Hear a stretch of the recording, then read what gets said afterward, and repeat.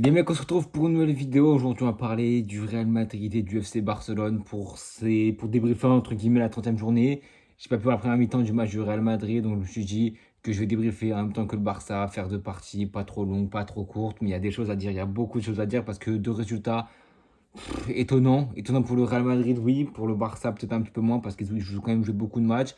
Au final, eux, ils perdent pas. C'est eux qui font la bonne opération parce qu'ils prennent un point pendant que nous, on en prend zéro, pendant que nous, on n'arrive pas à marquer, pendant que nous, on n'arrive pas à jouer, pendant que nous, on encaisse notre 10e défaite depuis le début de la saison, pendant que nous, on se fait encore cueillir à froid sur un coup de pied arrêté, qu'on se fait cueillir à froid à la dernière seconde du match parce que, encore une fois, on perd.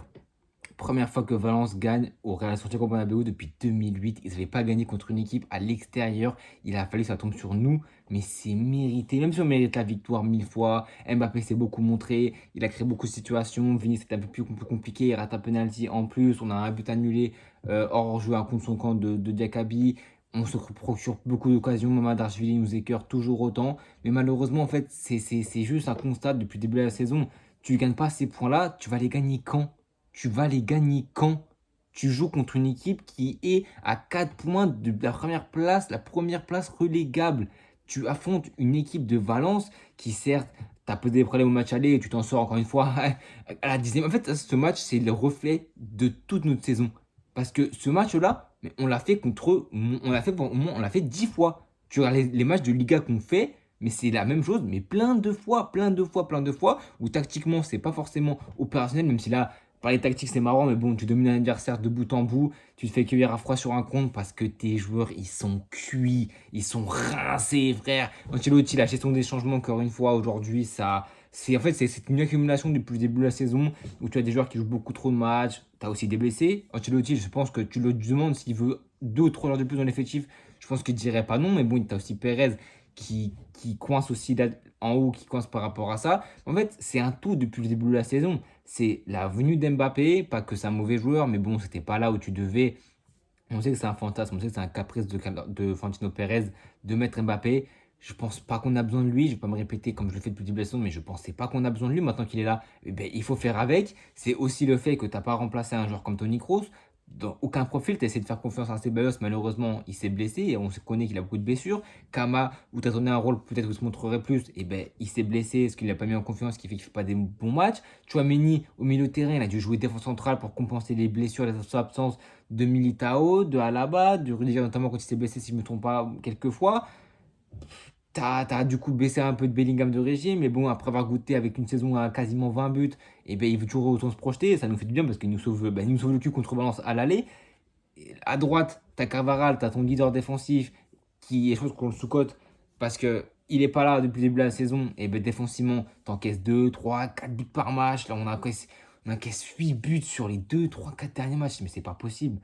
Quand tu es Real Madrid, c'est pas possible. À un moment donné, il faut te ressaisir, il faut aller de l'avant. C'est juste ce match-là contre Valence, il ne m'étonne pas parce qu'on fait ce match-là, on l'a fait 15 fois. En Liga, on l'a fait 15 fois. On se ressort toujours par des individualités, mais aujourd'hui, quand ça ne marche pas, et bien voilà, Espagne-Barcelone, même si on s'est fait voler par l'arbitrage, c'est la même chose. C'est à la fin, c'est un contre rapide, quand tu es cuit, parce que tu fais que d'attaquer, mais tu n'es pas clutch à la finition. Tu emballes pas le match assez vite et tu te fais cueillir comme ça à la dernière minute où tu prends un contre, tu prends une tête et puis basta, c'est tout, c'est tout. En fait, c'est les Real Madrid, c'est les Real Madrid, mais moi je me dis, tu te dis avec cette équipe, où est-ce qu'on va? Où est-ce qu'on va? En plus, on perd ce match, mais d'une manière, mais on doit gagner 1000 fois. Mais depuis le début de la saison, il y a plein de matchs où on doit gagner 1000 fois. Mais c'est tellement stérile offensivement. Si c'est pas un seul individualité qui fera la différence, tu sais que tu n'auras pas de différence faite collectivement. Le premier but du Barça aujourd'hui, au Real Madrid, tu vas pas beaucoup le voir ce but. On l'a vu quelques fois contre l'Atalanta, premier match où ça a joué un peu collectivement. Mais des buts comme ça, où en une de touche de balle, ça se projette en nombre, offensivement, ça a du mouvement. Ça, au Real Madrid, on n'a pas le droit de le voir. Ça, il n'y a pas de dépassement de fonction, il n'y a rien. Il n'y a rien. C'est ça. Et le Barça, le but qu'ils mettent aujourd'hui, mais ce but-là, ils l'ont mis 40 000 fois. Ils l'ont mis 50 000 fois, ce but-là, où c'est Ferran qui envoie en profondeur, c'est Gavi qui termine. Tu as eu un relais entre les deux, ça a joué en une touche de balle, ça s'est projeté dans le dos des défenseurs, ça n'a rien vu venir. Ça joue en toute simplicité, ça joue en toute décontraction, décomplexion, tout ce que tu veux. C'est juste du football qui est beau à voir jouer. Et malheureusement, le Real Madrid ne procure pas ça. Et j'en suis désolé parce que je veux voir. Normalement, on est une équipe qui est censée procurer et proposer ce genre de jeu. Mais malheureusement, avec Ancelotti, Je pense que tactiquement, c'est compliqué. Il a fait son temps. On entend parler d'une prolongation, aussi gagner un titre. Et il n'y aura rien. Cette saison, il n'y aura pas de titre comme en 2015, 10 ans plus tard. Saison blanche, on va tout perdre. Finale de Coupe du Roi, on va se faire taper. Mais c'est même pas parce que c'est contre le Barça. Mais c'est juste parce que là, j'espère que les stories de Bellingham et Mbappé, c'est pas que voilà, j'espère qu'ils vont vraiment se réveiller dans leur cerveau, se dire que la Ligue des Champions, c'est bien de tout miser dessus, mais il y a une Liga, ça fait 2007-2008 qu'on n'a pas gagné 2 saisons de suite. Ça va faire quasiment 20 ans, ça fait 17-18 ans qu'on l'a pas gagné 2 fois de suite. À un moment donné, on sait que on est équipe Ligue des Champions, etc. Mais notre taux de réussite en Liga, de taux, je pense que de 2008 à peut-être maintenant, là, dans quasiment 15-20 ans, on a dû remporter quoi, 5-6 Ligas. Mais c'est clairement pas assez. Varane, il l'a dit en conférence de presse, en vidéo, etc. Il a plus de Ligue des Champions que de Liga. Est-ce que c'est bien? Oui et non, parce que la Ligue des Champions, c'est la plus grande des compétitions. Mais à un moment donné, il faut aussi s'imposer dans ton championnat. Il faut aussi t'imposer contre le FC Barcelone. Parce que quand tu arrives en finale contre eux, c'est la seule équipe, même qu'ils soient nuls, même les saisons d'avant, c'est la seule équipe qui joue décomplexée contre toi. C'est la seule équipe contre qui ton ADN Real Madrid qui te sauve des matchs quand tu es nul à chier, et ben contre eux, ça ne marche pas. Parce que c'est une équipe qui mentalement switch. Le Barça contre le Real Madrid, il switch. On l'a vu plein de fois dans les saisons où c'était mal pour le Barça, avec les 4-0 au Bernabéu, avec les buts de Aubameyang, etc. C'est une équipe qui switch. C'est une équipe qui, contre le Real Madrid, joue décomplexé. Mais en plus de jouer décomplexé, avec Hansi Flick maintenant, avec les joueurs qu'ils ont, et l'état d'esprit, et le rythme qu'ils sont en train d'imprimer en Liga et en Ligue des Champions, mais on va se faire étrier. On va se faire défoncer. Et c'est à nous le saut d'orgueil, c'est à nous maintenant de se dire que le Barça est une équipe, qu'on le sait, cette saison est insaisissable. Ils sont sur quoi? 2025, ils n'ont pas perdu un match, ils ont fait que de gagner, je crois, sur 4e nul en 2025, sur quasiment 25 matchs. Le Barça est une équipe qui sera redoutable. On le sait très bien, on a pris 9-2 en cumulé. Donc évidemment qu'on le sait. Il y a un classico le 35e journée, même pas, dans 5 journées quasiment. Je crois que c'est en mai, non, je crois que c'est pas en mai, avril, mai, non, peut-être j'en sais rien, mais bref, c'est dans peut-être le 11 mai, un truc comme ça. T'as la finale de Coupe du Roi, aussi évidemment le 26 avril, dans 3 semaines. Donc on verra s'il y aura un sursaut d'orgueil, on verra si à un moment donné les dynamiques vont s'inverser. Parce que là, le Barça, le nul qu'ils viennent de faire aujourd'hui, est-ce que ça va être le début d'une chute? Je ne pense pas. Honnêtement, vous pensez? Moi, je pense pas. Moi, je pense que ce sera pas du tout. C'est un match qui, normalement, doivent gagner. Même si, offensivement, ils ont vraiment pêché. Je trouvais qu'ils étaient vraiment sans idée. Il n'y avait pas d'ingrédients. À part le but qu'ils mettent, il n'y a vraiment pas trop de mouvement. Ils ont eu du mal. Ils sont beaucoup créés de situations. Mais dans le dernier geste, ça a toujours pêché. Et défensivement, on peut pas retirer le fait que le Betis a été méga solide. Honnêtement, ils ont tous tenu. Nathan, il met une belle tête. Franchement, il met une grosse frappe aussi à un moment donné. Où c'était la seule frappe cadrée du match après le but. Et c'est le seul arrêt de Chesney. Mais sinon, ouais, le Barça a peut-être mérité mieux. Mais le Betis était sur une bonne forme. Je crois qu'ils ont 6 derniers matchs, ils n'ont pas perdu un match. Je crois qu'ils sont en route pour l'Europa League aussi. Ils sont en quart de conférence League. Donc c'est vraiment une équipe qui est embêtante à jouer. Et ouais, c'est une équipe où le Barça, on sait que c'est une équipe qui ne va rien lâcher. On sait que c'est une équipe qui maintenant prend 4 points d'avance sur le Real Madrid, avant le Classico en plus. Je le dis depuis plusieurs semaines, depuis plusieurs mois. Je suis pas non plus, je vois pas dans le futur, mais bon, pour moi, ça se sentait dans les circonstances où la saison avançait, évoluait. Je me disais que le Real Madrid n'était pas non plus OP pour chercher cette Liga. Honnêtement, quand je voyais de contre-performance, quand tu avais 10 points d'avance, même avec un match d'avance en décembre, janvier, etc. Après la grosse méforme du Barça où ils font 6 matchs de Liga et je crois qu'ils gagnent qu'un seul match, ils font défaite et nul. Là, tu te dis, ok, tu passes devant eux, tu ne dois pas lâcher. Tu as lâché dans un moment qui était charnière avec beaucoup de matchs. Certes, les arbitres t'ont aussi un peu niqué, mais tu peux t'en manquer à toi-même. C'est toi qui as été mauvais. Est-ce qu'on est un peu trop sérieux sur Real Madrid? Je pense, je sais pas en fait, j'arrive même pas à répondre à cette question parce que là, le match là, on peut pas forcément l'en vouloir. Et c'est tapé sur une bête blessée, mais ça a été solide. Offensivement, tu t'es créé des situations, tu as encore une fois pêché sur, sur, sur un truc, encore une fois, les corners, les coups de pied arrêtés, le point fort, l'ultra point fort d'Arsenal que tu joueras mardi. Évidemment, même sans Gabriel, ils vont rester menaçants avec Odegaard qui va les botter, avec les têtes de Saliba, etc. C'est toujours un exercice où ils sont les maîtres, même sur les coups de pied arrêtés. Notre défense en zone, on le dit depuis je ne sais même pas combien de semaines, de mois, tous les fans du Real Madrid le disent, on en a ras le cul de cette défense en zone sur les coups de pied arrêtés.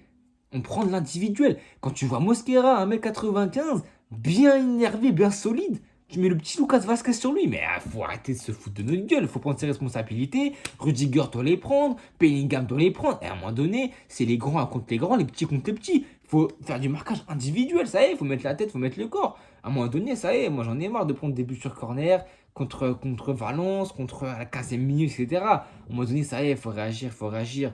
Autre truc, les pénaltys. Ça, c'est un truc qui me casse la tête. Vini ne sait pas les tirer. Mbappé ne sait pas les tirer. Bellingham ne sait pas forcément les tirer. Même si je pense que c'est celui qui tire peut-être le même, qui tire peut-être le mieux. Les trois, de toute façon, cette saison, ils ont tous raté un. Minimum un. Vinicius, je pense, 2. Mbappé, 2. Bellingham, 1 sûr et certain. Et 2, peut-être que 2.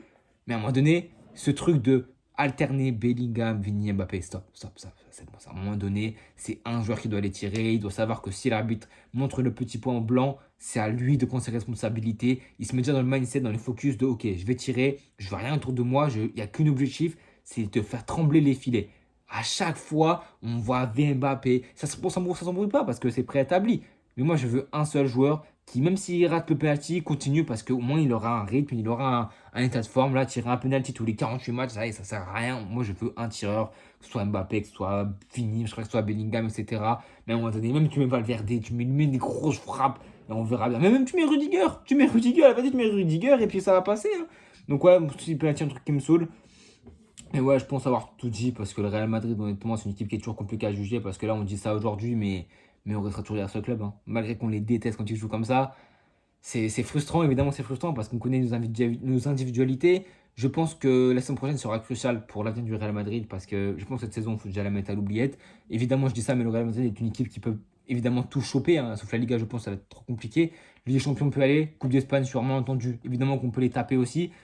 Mais moi, j'attends la saison prochaine. Départ d'Ancelotti, arrive Tabloso. Quand je vois ce que Hansi Flick a inculqué à cette équipe du Barça, qui était malade, oui, mais ce qu'il a ramené, la grinta qu'il a ramené, la mentalité qu'il a ramené, c'est une équipe qui est transformée. C'est une équipe qui a réussi à mettre 15 buts à Ferran Torres. Donc ça montre à quel point cette équipe a changé. Mais dans le jeu, c'est beaucoup plus fluide. Mais bon, il n'est pas venu là pour instaurer tactiquement, parce que le gène Masia, c'est un gène qui se transmet de génération en génération. Donc ils savent comment jouer, ils savent jouer au ballon, ils savent transmettre. Mais c'est ce piège de hors-jeu, c'est se projeter en nombre, c'est le contre-pressing à toute épreuve, ce que le Barça faisait un peu moins. Là, on a vu le Betis Séville être regroupé dans leur zone, très difficile de se relancer.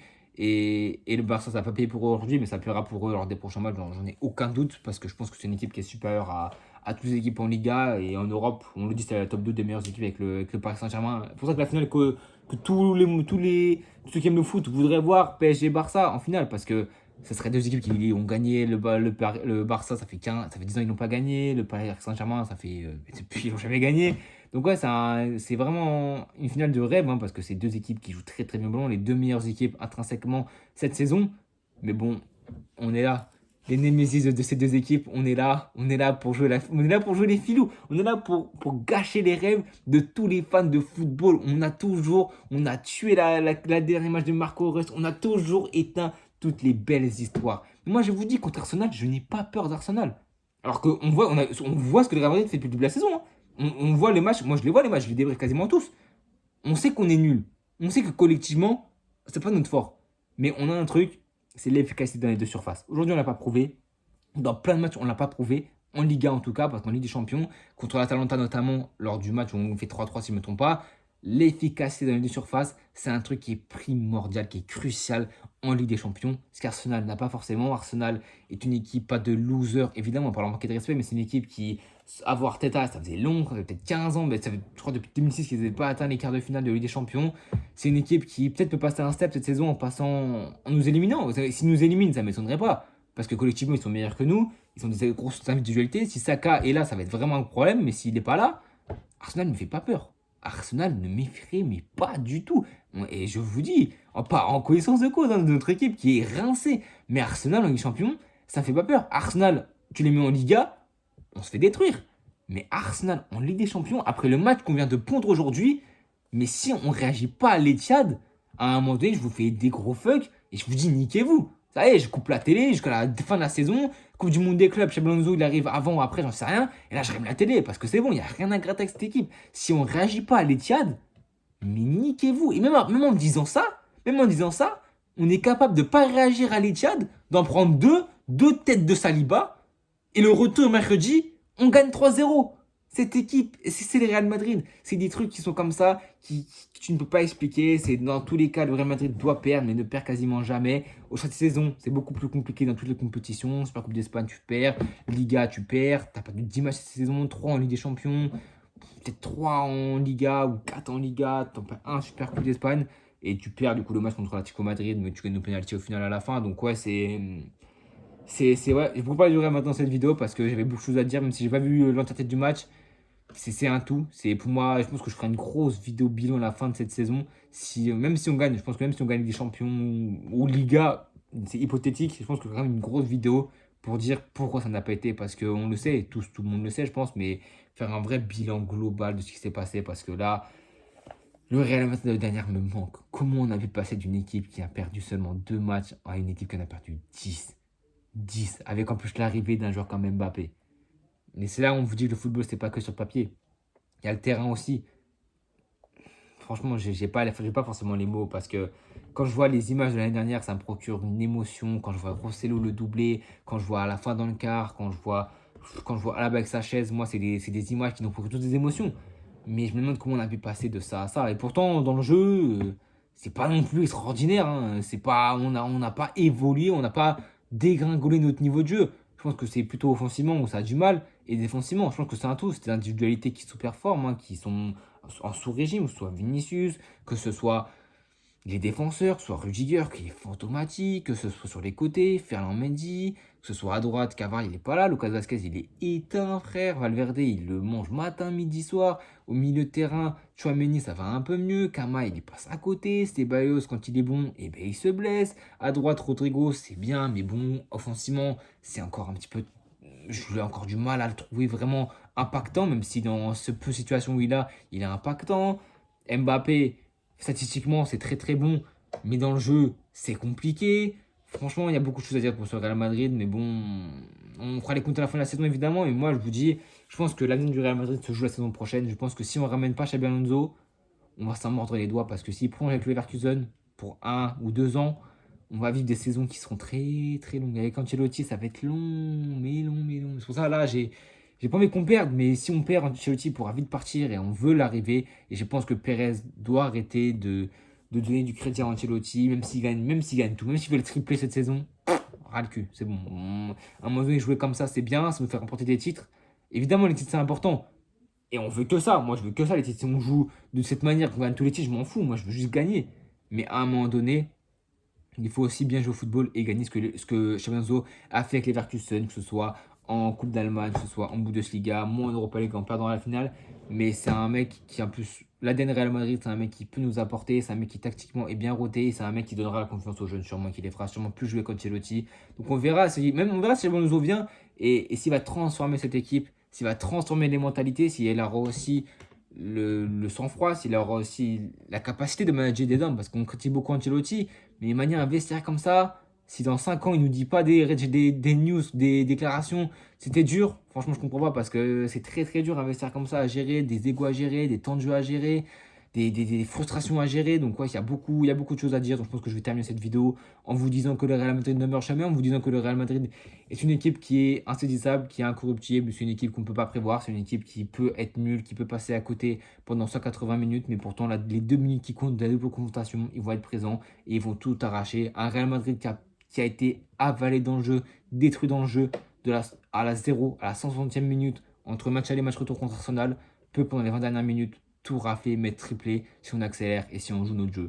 Donc je pense qu'on se retrouve dans cette vidéo. C'était une vidéo parlant du Real Madrid, en l'occurrence beaucoup plus du Real que du Barça, parce que le Barça, j'ai envie de vous dire qu'ils sont passés à côté aujourd'hui, mais bon, ils iront chercher la Liga, je pense sans trop de doute. Les champions sont bien partis, ils ont un parcours favorable, ils ont contre Dortmund, même s'ils ont fait un beau résultat, Dortmund c'est aujourd'hui 3-1 je crois, contre Mayence ou un truc comme ça.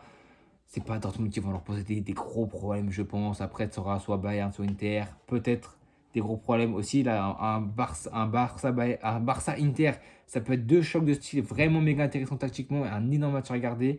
Mais le Real Madrid, ouais, pourquoi je parle du Real? Je parle du Barça, je m'explique sur le Real, tellement ce Real Madrid me fait mal. Vraiment, j'étais mal là quand j'ai vu cette défaite.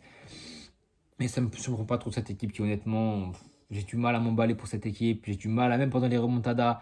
que ce soit contre le Celta Vigo, que ce soit lors du dernier match de Coupe du Roi, j'ai du mal à m'emballer parce que je me dis qu'on doit vraiment en arriver à là pour vibrer. On ne peut pas prendre les choses en main. Nos joueurs d'expérience, ils ne prennent pas les choses en main. Donc on doit suer sang et larmes, on doit tout lâcher pour cette équipe. Donc bref, je pense que je me m'éparpille beaucoup trop. Je pense que je vais couper cette vidéo là. Parce que sinon, je pense que je peux tenir encore 1 heure en parlant de ce pourquoi ce Real Madrid me déçoit. Mais bon, je pense que vous n'êtes pas là pour regarder une vidéo d'1 heure. Je pense qu'on va clôturer ça très bien, gentiment. On se retrouve du coup demain pour le débrief de Lens Saint-Etienne, si je ne me trompe pas, à peut-être à 15 h le match, donc à 17 h. Et la Kings League aussi. Peut-être que je ferai un débrief. Je pense pas faire de débrief pour cette journée Kings League. Sur TikTok, par contre, bon, rejoins-moi sur mon TikTok qui est dans la description où je ferai des débriefs de la Kings League la première journée. Et lundi, je ne suis pas sûr encore, je pense pas, parce que je préfère ça au match retour avant le match retour, mais avant le match de Arsenal Real Madrid. Donc soit lundi ou soit lundi d'après, de la semaine d'après pour le match retour que je trouve beaucoup plus impactant. Mais en fait, cette confrontation me hype tellement que j'ai envie d'en parler parce qu'il y a des blessés des deux côtés, il y a des retours, il y a beaucoup de choses à dire parce qu'il y a vraiment beaucoup de talent dans cette double confrontation. Et évidemment qu'on peut et qu'on va le faire parce que je crois en cette équipe. Et évidemment qu'on restera toujours derrière ce club, même si ils nous déçoivent. On n'oublie pas toutes les émotions qu'ils nous ont fait vivre. On n'oublie pas pardon, tout ce qu'ils nous ont fait vivre, qui nous ont fait vibrer. Mais on espère évidemment beaucoup mieux. Mais bon, on a encore les 3 compétitions, même si on a 4 points de retard en Liga, qu'on n'est pas la plus belle équipe à avoir joué, peut-être même la pire dans le jeu des 8 dernières équipes en Ligue des Champions. On peut gagner. On peut gagner. Et tant qu'on peut gagner, on restera évidemment dans le train. Et même si on ne gagne plus rien, même si on fait saison blanche aujourd'hui, et bien la saison prochaine, on sera déjà là le 1er septembre pour faire des vidéos. Même avant le 1er septembre, on fera des vidéos. Parce que cette équipe nous fait vivre, cette équipe nous fait des émotions incroyables. Et ça, on ne peut pas cracher dessus. Et on ne peut pas revenir là-dessus. En tout cas, les amis, vous abonnez, à liker, à partager. On se retrouve demain pour le dérive de Lens Saint-Etienne. Un match crucial pour la survie pour le maintien. À bientôt tout le monde.